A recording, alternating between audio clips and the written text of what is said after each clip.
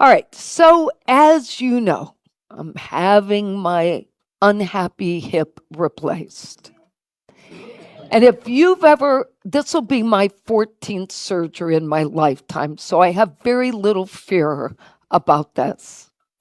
But if you've ever had surgery, then you're familiar with the long list of pre-op tests and lab work and x-rays and doctor visits and hospital appointments and all the approvals you have to have before they even set a date for you to have your surgery. And it can become this very all-consuming process. And the more we're forced to talk about what's going on with us with all these medical professionals, the easier it is for us to start confusing our circumstances with the full story of who we are as spiritual beings. There's a difference between what happens around us and what is true over us. While a diagnosis may be real, a closed door may seem impossible to get past, a delay of some kind may create disappointment, but none of these things have the final authority over our life if we believe we are divine children made in the image of God.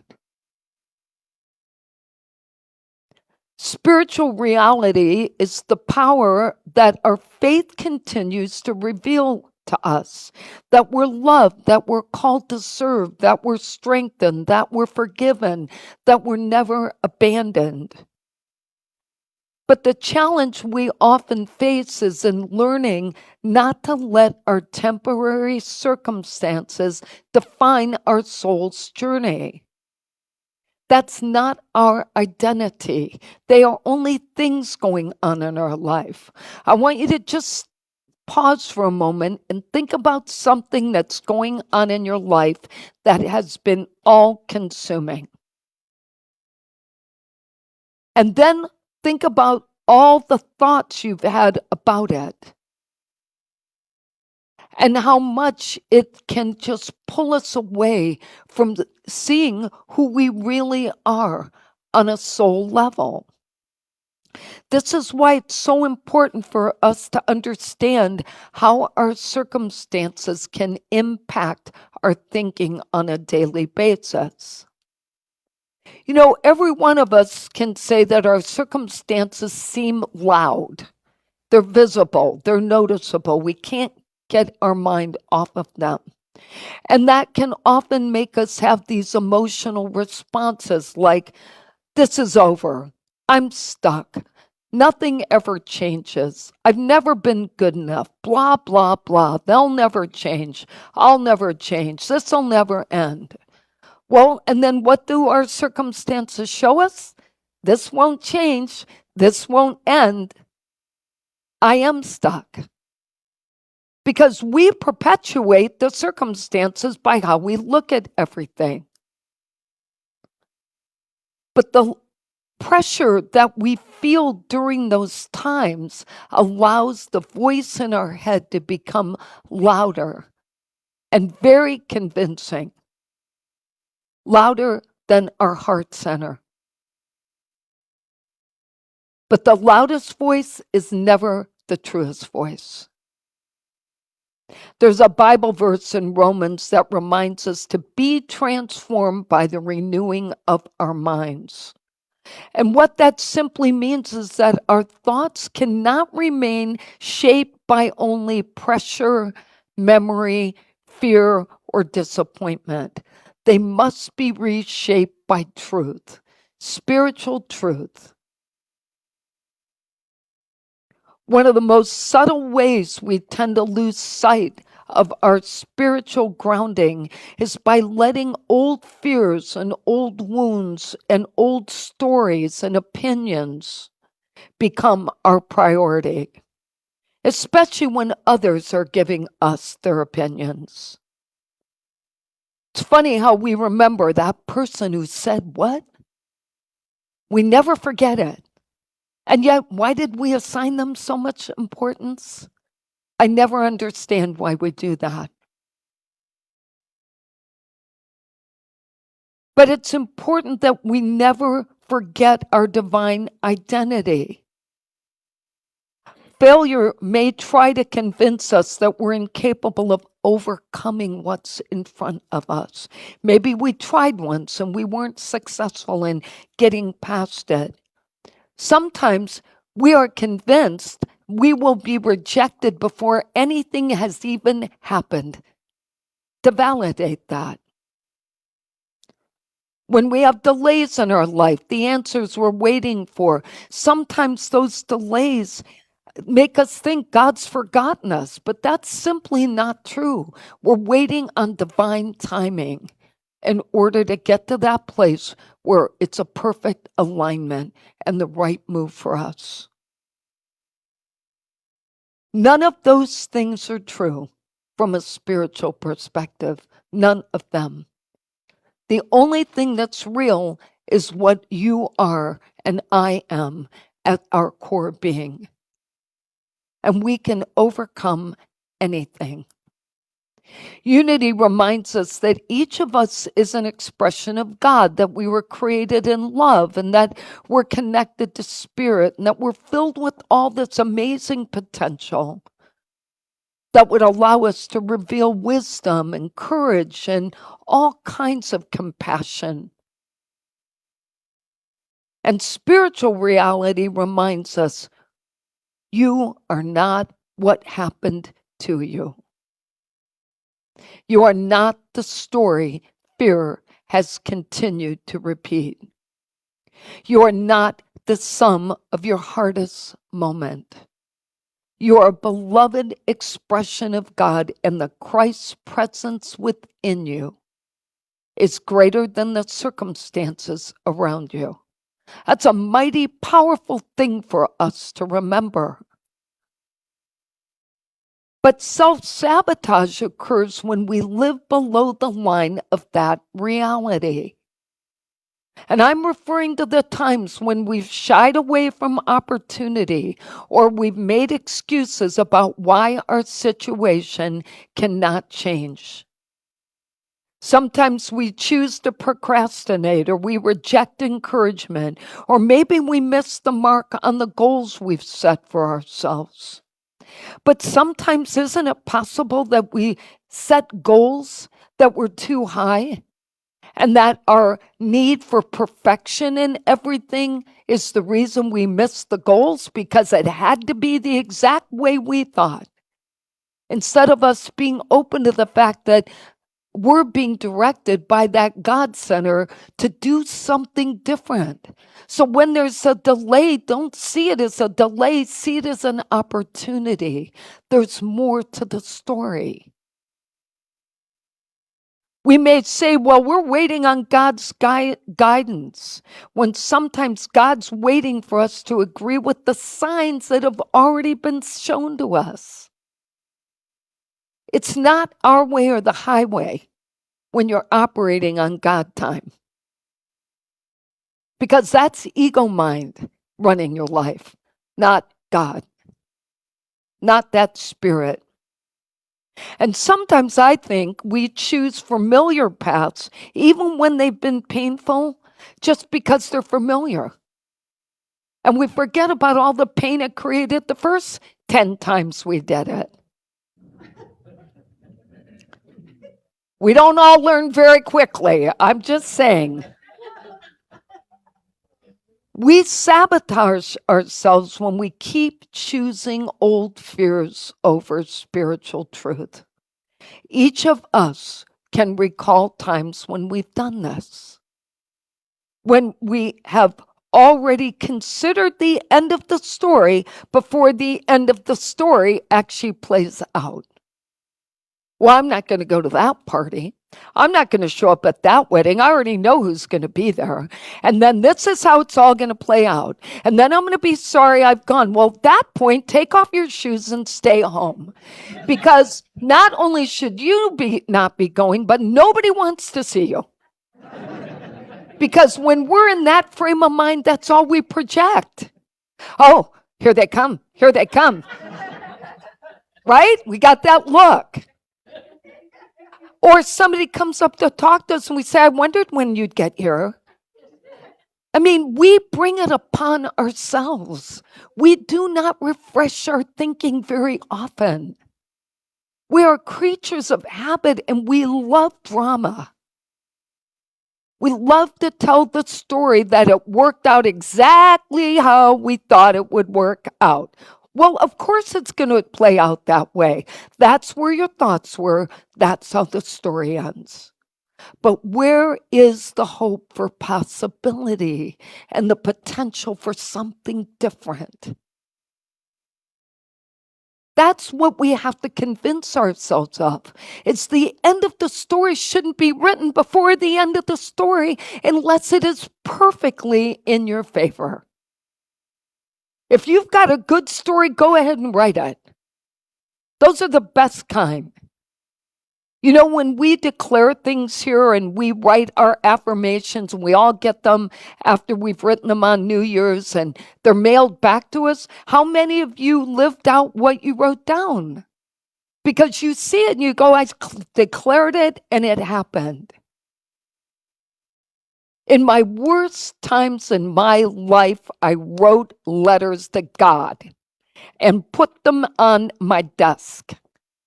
And I'd hide them, and I'd go back years later to see, how did that play out? And every time the story ended the way I desired. I just didn't have the patience to wait the number of years or days or months that it would require. But until you write it down, you don't realize what you're declaring. You tend to get caught up instead in the circumstances. I'm going to ask you how many times you've stirred up a conflict because peace is not familiar. It's just easier to start the argument because that's what you're accustomed to with someone. And how often have we discounted any progress we make because our standards are too high? You might have done a great job on something, but not according to you, because you wanted it to play out a certain way. When we're in these moments, we're returning to old patterns because they are predictable. We know how the story ends if we keep telling the old story. We know how the story is going to end, even when it doesn't serve us. Our unity principles emphasize we're spiritual beings with divine potential. We're not helpless victims of appearances. And when we remember that we have this great goodness in us and we have this connection to spirit, self-sabotage starts to lose its power. And that's when we stop asking things like, what's wrong with me? What truth within me is ready to be expressed is the better question.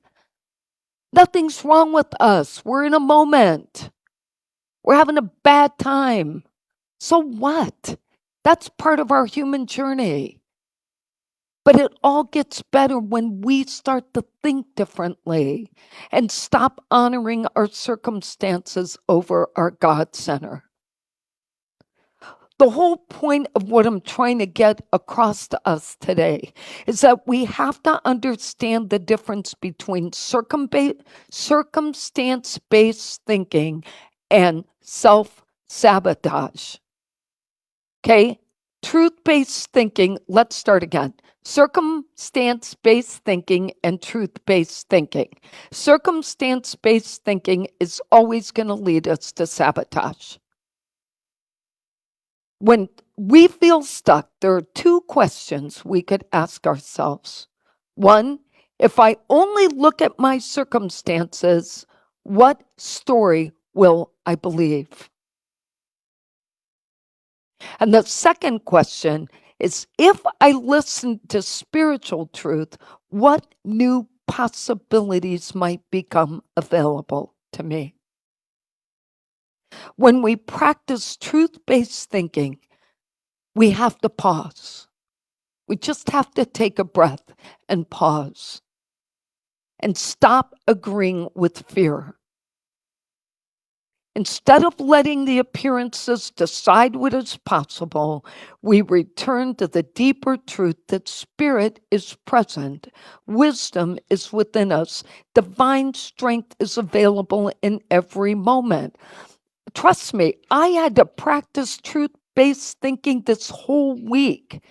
People wanted me to be so afraid. Well, you're aware that you can aspirate. You're aware that this can happen. I'm like, nope, I know that's been said, but yeah, nope, not me. But you have to really keep telling yourself, oh, how long have you had that? My whole life. Uh, I mean, when I was done this week, all I could think of is I need to just stay in my bubble and hang on to my truth because they're going to zap the life out of me if I don't. Myrtle Fillmore said, we must learn to deny the false and affirm the true. And she encouraged us to stop holding thoughts and habits that simply don't lead to anything good. And that includes self-sabotage. Charles taught us that we were made in the image and likeness of God, and that whatever we believe ourselves to be is exactly what we can become, which reminds us of the power of our consciousness and our thoughts. Both of their teachings invite us to transform ourselves in a loving way and to stop self-defeating behaviors. And it doesn't mean we deny what's happening. It means we refuse to let our circumstances become the identity of us or a limitation for us. We may not be able to control every circumstance in our life, but we can definitely control how we view what's happening and the story we choose to tell about it. Spiritual reality does not ignore them, it outranks them. So when we learn to live from that higher reality, we're going to stop allowing fear to build walls for our future. Instead, we can begin to move forward with courage and clarity and trust. Not because everything around us or in our life is easy, but because the divine present within us is steady and faithful and greater than anything we will face. Let's review today's lessons. Refusing the trap of self-sabotage requires us to remember the following. Number one, circumstances may speak loudly, but faith determines where authority exists. Number two, spiritual reality begins with identity. Self-sabotage lives beneath that identity. Number three, we create wound-based conflict because peace can feel unfamiliar. And number four, we replace circumstance-based thinking with truth-based thinking. The affirmation for today is God is present in all circumstances. Let's say that together. God is present in all circumstances. And I love this quote. I don't know who Rick Ropke is, but I love this quote he wrote. Never let the shadow of self-sabotage darken the path of your success. Remember, you are the author of your life. Write a story where you triumph and not where you trap yourself. Let's take that in for a moment. So we pause now to reflect upon our ability to choose truth-based thinking over circumstance-based thinking. To recognize that in any given moment, no matter how ugly the situation looks, we can choose to see a different version. We can choose to tap into that power of God within us and overcome whatever the obstacle is. And so it is. Amen.